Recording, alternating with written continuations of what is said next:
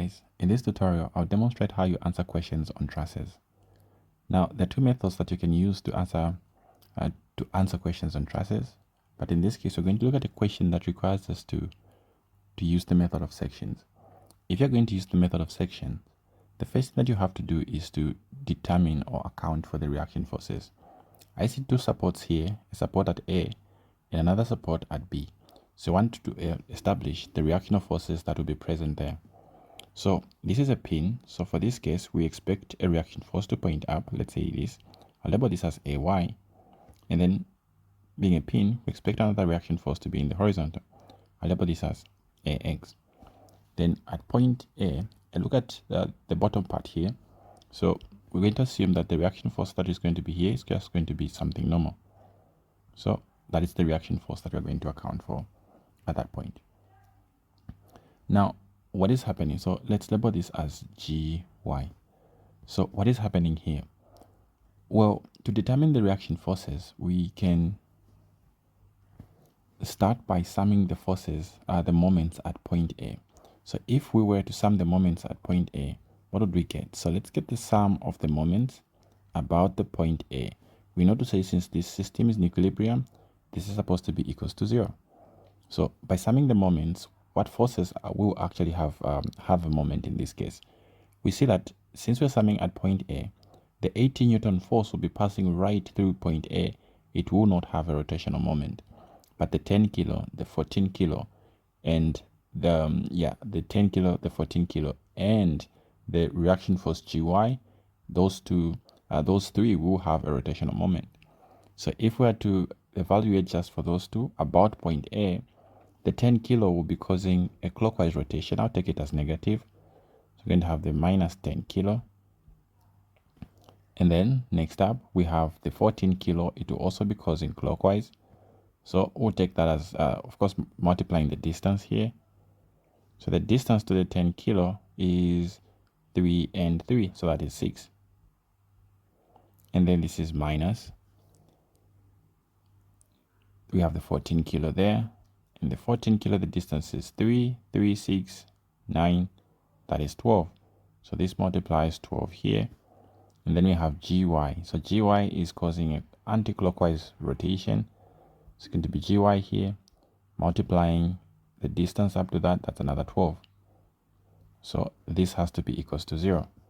So let's get this, take it to somewhere plain, and then simplify it.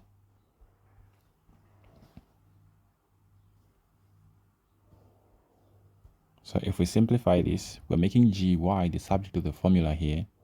So you end up with GY equal to, so it's going to be positive 60 the other side, and then plus 168 divided by 12, and then this gives us 19 kilonewtons. Okay, so you have found what GY is. The next thing that we're going to do here is we can go on and sum the forces, the moments about point G, but let's sum the forces now. And we'll start with the sum of forces in the y-axis and equate to 0. So if we come to our diagram here, what forces are in the y-axis and what forces are in the x-axis? We're starting with the y-axis. We see that we have this is in the y, and then we have ax and g as in ay and gy. So going up as positive, we have ay plus gy. Then you have minus 18. Minus 10 minus 14 equals to 0. So this is the sum of forces in the y-axis. So we see that we already have what GY is. We found what GY was. So this just becomes AY plus 19 minus 18 minus 10 minus 14 is equals to 0. We solve this for AY and we find AY as 23 kilonewtons. So we have found AY, we have found GY. The only reaction force left there is going to be AX. So that's the only reaction force left there. So if we're to sum the forces in the x-axis, in our case, we see that we only have one force in the x-axis, which is the reaction force AX. But since the sum of forces in the x also must be equals to 0, this implies that AX itself has to be 0. So Now that we're done with determining the reaction forces, you can then go on to look at the section. So we're going to choose to break our diagram or to break our system here. We're going to pick a section. We want to pick a section which actually cuts through the members that we're looking for. And in this case, the question is asking us to find the forces along CD, DI, and HI. So we'll choose a section from here, cutting through that. So I'll label this as AA. So this is going to be my section there. Now, next up, we want to make assumptions of the direction of the forces in those members. In this case, I'll assume the direction will be such that it's compressing this member, and also compressing this member. So I've selected a case where my members are all in compression. If after calculation I find any of these forces to be negative, then for that member I'll switch it up and claim that it is in tension. Okay, so let's go right ahead to see what is happening there. Well, in the method that I'm going to use here, you can just use summation of forces in the X and in the Y, but now with the members exposed there. Or in this case, I'll use the case of rotations. So in the first part, I'll take rotations about the point D. Now, of course, I'm saying I'm not looking at the entire system. I'm only looking at this part with the member exposed, meaning I'm not considering that 10 kilonewton force. I'm starting the forces just with these. So just trace them backwards up to there. Let me just create a sketch so that you guys can see exactly what I'm talking about there. So this is what we have here. Now we have selected to cut our members such that we have exposed these members. This is how I've cut our diagram. It's a section that we're going to consider. So I've cut it across here. Now the forces along each member, I selected them to be compression forces. So I picked my force. I'll say this is the force DC. And I also picked the force DI to be this. So these are just assumptions that I made. So if I find any of these forces to be negative, it means that I must flip that force. So this is HI. Now I'm going to use the approach of looking at rotations here. So what will this actually yield? So in the first part, I will consider the rotations. So I will sum the moments. So let me say sum of moments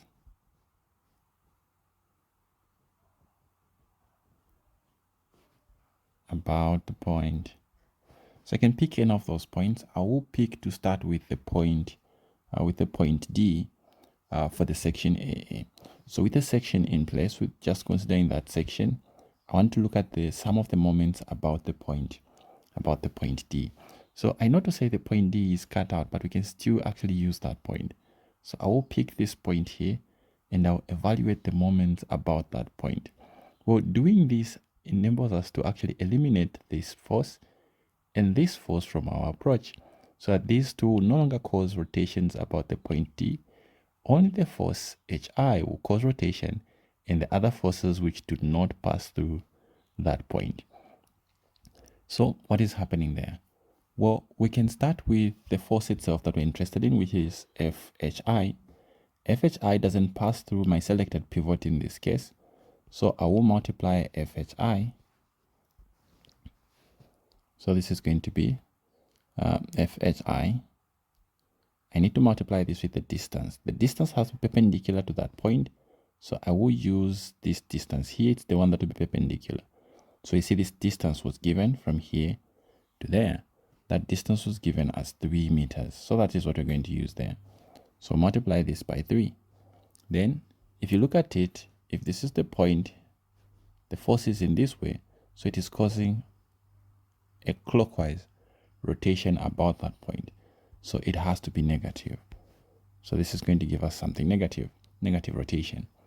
Then apart from that, we can move on to AX. AX is here, and if you look at it, it's causing a rotation like this. But AX was 0, so we know to say this, we found AX to be 0. So in the end, we just skip it out because, yeah, just literally 0. But if we wanted to put it there, I would have to multiply, would use AX to be horizontal like this. The distance would use here would end up to be something like this. So again, perpendicular there. So we know to say that it's going to be 0, but let's just show it there. It will be causing anti-clockwise, so this will be plus, the distance is 6 meters, they need to multiply AX. What else? The next thing is, we've dealt with AX, we've dealt with FHI. The other two forces which cause rotations is AY and the applied force here. That was 18. So let's start with AY. AY, this is vertical. The distance we're going to use will have to be the distance from here to here. So of course you can see it's the distance from this point to where the pivot is. So it's going to be AY. Again, it's causing clockwise, so this is going to be minus. So it's going to be minus AY. The distance there is 6 meters. And then lastly, we have the applied force. The applied force is 18 kilonewtons. The distance, again, we're still using that 6. This is equals to 0. Since AX is 0, this part is going to be 0. We end up with minus 3 HI. This is going to be equal to, all the other terms go the other side. They will become, this is going to be positive, this will be minus. AY, we found AY earlier. We had 23. So you have 23 by 6. And then we have minus 18 by 6. If we work this one out for HI, FHI, we get this as minus. So this comes out as minus 10 kilonewtons. Now, because it is minus here, this implies that the direction we selected for HI is actually not correct. The alternative is the correct one. So when we made the assumption here, FHI, we selected it to be going from H to I. But because we found it to be negative, we now know that the correct approach was to pick HI to point from I to H in this way. So this is where FHI is. So this, if we now look at it like this, it implies that it is stretching that member. So our conclusion is that the member HI is actually in tension.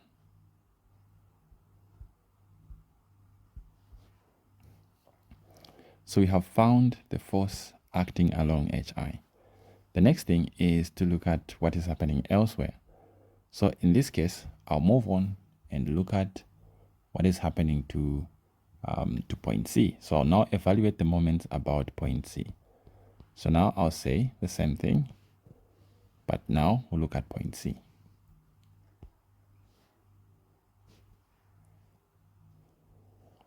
So of course you can still use the approach of forces if you're not comfortable with rotations. Forces will work as well. So this is about point C. So if I was to now sum the forces about the moments about point C, so what will happen is that C, this 18 kilonewtons will no longer cause rotations because it's passing right along C. Even AY will not cause rotations. AX is, we found AX to be 0. So in as much as it's supposed to cause rotations, but because the force is 0, in the end, we've got nothing from it. FHI will cause rotations. You see it's some distance. The distance we'll have to use here will have to be this. And this was given as 3. And then the other thing is that FDC will also not cause rotation because it comes to pass through C. So only this force and this force will cause rotations there. So what is happening? You'd have to find the perpendicular component of this, the one that is going to be perpendicular. You can choose to either resolve this to get its Y component. Actually, you have to get its Y component. Its Y component would have to be a component that goes along this line. And since this angle can be found by tan to be 45, it then implies that to get the vertical component of FDI, you'd have to use cos. So to get the moments, let's say sum of the moments. Well, let me first get the component of this. The vertical component here, you can easily show that FDI in the vertical, this will have to be cos 45.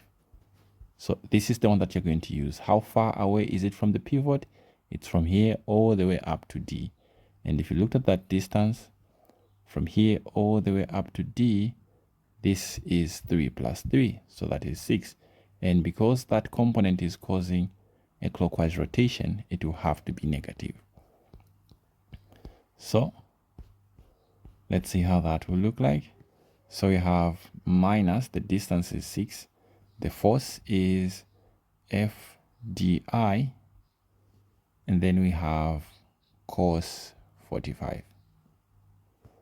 Then next we saw to say that there were only two causing rotation. The other one was FHI, and FHI will be causing anti-clockwise rotation, so it will have to be positive there. So you have, and the distance will have to be that 3 there. So the FHI is 10, the distance is 3. AX causes, but because AX is 0, so you can just skip it out. This is equals to 0. So that in the end, we find FDI. If you do the math here, this is going to come out as 7.07 kilonewtons. And because this comes out correctly as positive, so our assumption that it was in compression was correct. So we conclude that this is in compression. Okay, the next part would be, again, I'll use rotations, but now I'll go to point I. So I'll now take moments about point I, and point I is right here.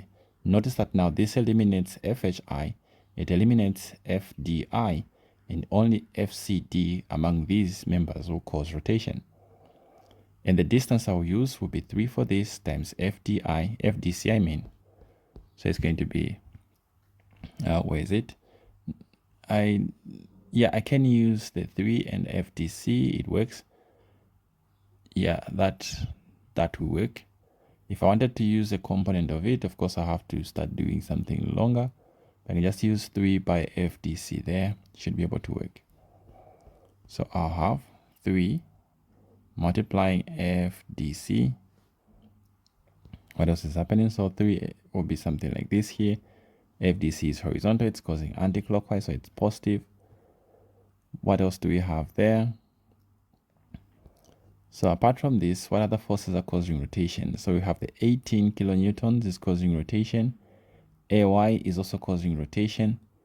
So we're going to have, we'll have AY multiplying 3, since from here to there, this is going to be 3.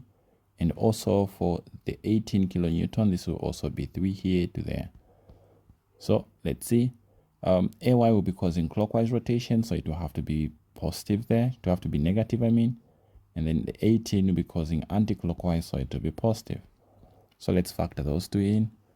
So we end up with minus AY multiplying 3, and then plus the 18 multiplying 3 as well. So this is what has to be equals to 0.